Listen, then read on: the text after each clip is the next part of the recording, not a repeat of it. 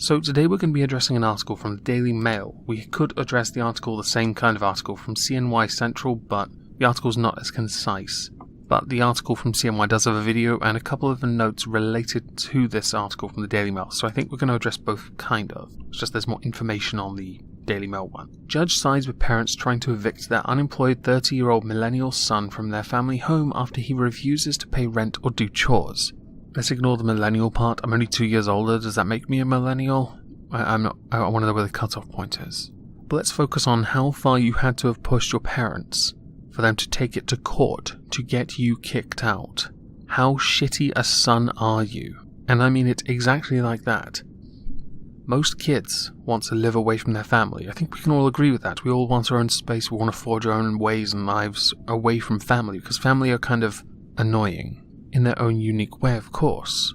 Hell, I moved out when I was 17. Granted, I moved back when I was 26, but only because I had lost my job and was considered, even on the day of being homeless, low priority. Thankfully, my mother saved me. In any case, I think most of us can agree we don't go out of our way to piss off the one thing we can rely on, and that's our family. Because when you burn that bridge, where do you go next?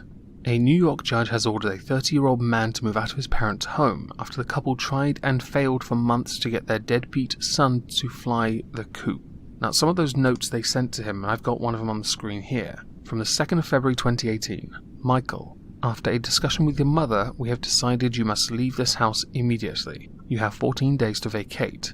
You will not be allowed to return. We will take whatever actions are necessary to enforce this decision. Now, of course, if he was under the age of legally independent age, whatever that is, I could certainly see an argument made that he should be entitled or allowed to stay at home. But of course he's not.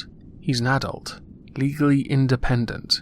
He should be working, living his life, and not being in his parents' life anymore. Even parents want to be away from their kids sometimes.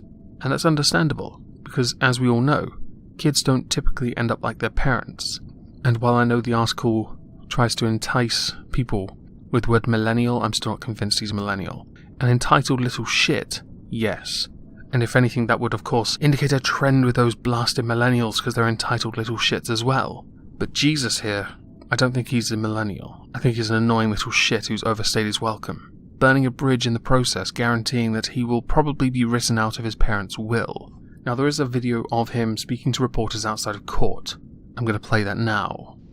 So, do you feel like, are you taking this to court for a larger idea of like parental rights and what they're able to do, or is it just like on a personal matter? No, it's, well, when you handle any case, it's inclusive of everything. So it was inclusive of everything. What I'm doing is inclusive of everything. I really can't comment on too specifically on what more it goes into. I was trying not to do much of a comment on anything, but I was so outraged that I decided to hold it across cameras. Yeah. How old are you? 30. So, I mean, I have a feeling that this is going to probably be, hits the national news. It's going to be wrapped up into millennials and that sort of thing. Do you have any thoughts on that? I've gotten a lot of communique, I think you can call them communique, from conservative people.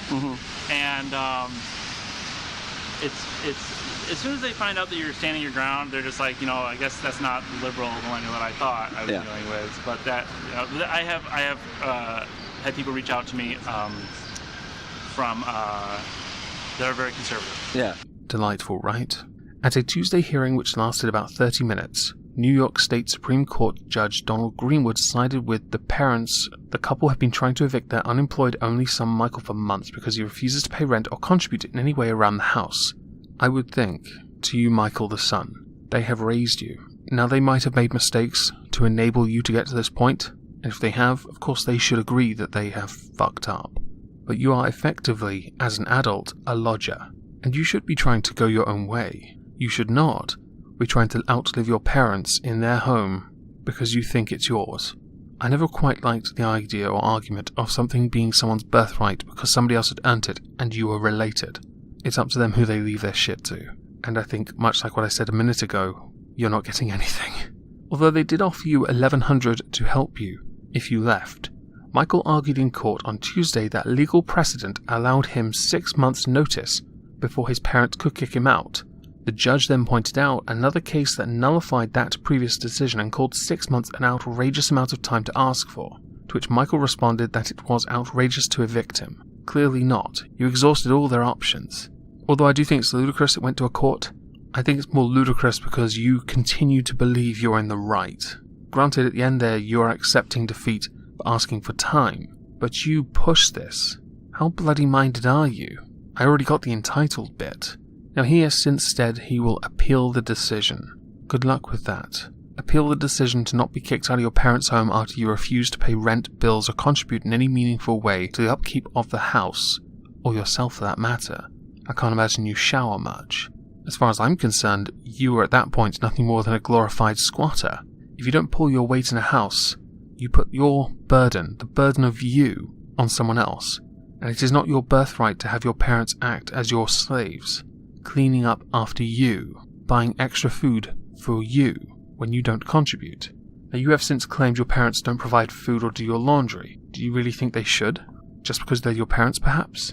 You've also complained because you were taunted by conservative groups for being a liberal millennial. Annoyingly, with your entitled behaviour, you are giving those same conservative groups fuel and steam and legitimacy, because entitled little shits grow up to be you. For God's sake, you turned down a job, you lost a job, because you refused to work Saturdays. Is this a religious thing I don't know anything about, Jesus? Because honestly, I'm not too familiar with it. My mentality on work is this, and I want to share it with you because I think it's quite important you understand how you should behave. You see, I'm self-employed. Part-time, I do YouTube. I still think it's a hobby. I do enjoy it though. Please subscribe. But as far as real work goes, because I do have a real job, if there's work, I take it. It doesn't matter what time of day, it doesn't matter what day of the week. Hell, I work Christmas Day most years. And that's because the guy who gives me work is religious. He won't for religious reasons, even though he doesn't celebrate it because he's a Jehovah's Witness, so I don't actually understand why he doesn't do it in the first place. In any case, you work because you want money. That's how I look at it. I work because I want money. I like money. Money means I don't have to sit in an uncomfortable desk chair. Money means I get to buy new trainers every so often. Money means I get to buy my own food and pay a fair share of the rent and bills to my sister, whose house I inhabit for the time being. It means I pay my way. I do my fair share, because the burden of my existence should not be placed on another person. I should be responsible for myself, but also helping when I can. This is a reasonable position to hold. If you are unable to do that, then you need to look at the reasons why you are unable to. If it's because you don't have a job, then might I recommend getting a job? It might not be as easy, I guess, but then since US is currently going through a nice little job spurt, you have no real excuses. Job growth has been quite nice in your country after all, whether you want to admit it or not. You pesky liberal millennial, you. I want to apologise to those that are liberal and or millennial. Know that I'm not taking a dig at you. I'm only criticising this individual. He, along with quite a number of other people, give those that are liberal and or millennial a bad rap. Not all of you, after all. Hashtag not all. The judge tried to convince Michael to come to an agreement with his parents on his own, but when he refused, he ordered him out of the house, so a middle ground was being offered. But being the bloody-minded little shit that you are, Jesus, you refused to accept an offer. He's also ordered Adult Protective Services to investigate. Well, I guess that seems almost customary in case of abuse. Some people are prone to being abuse, aren't they, Jesus? Greenwood asked the couple to come up with an eviction order that he would sign. It was not decided in court on Tuesday how long Michael would be given to move out. But since he plans to appeal, he'll likely be able to stay in the home until the appeal is decided anyway. The couple's lawyer said he'd like to get an eviction notice that would be enforceable by the sheriff. I'm hoping the appeal is destroyed within seconds. It is unclear if Michael has ever lived outside of his home. Based on his behaviour and attitude, I'd be inclined to lean towards the no. Public records connect him to two other Syracuse area homes, where he is said to have lived between 2008 and 2010, when he would have been between 21 to 23. So what, college? His parents' home is owned by his mother, who bought it in 1988, and it's worth an estimated $218,000. I just imagine if he got to keep that, he'd lose it within days because he'd probably remortgage it so he had money to live on, since he doesn't work Saturdays. Now, there are some images in this article of letters they have written to him. including the offer for $1,100. I don't know how far that goes in the area he lives in, but $1,100 in this country, if I was offered $1,100 to leave, I would take it.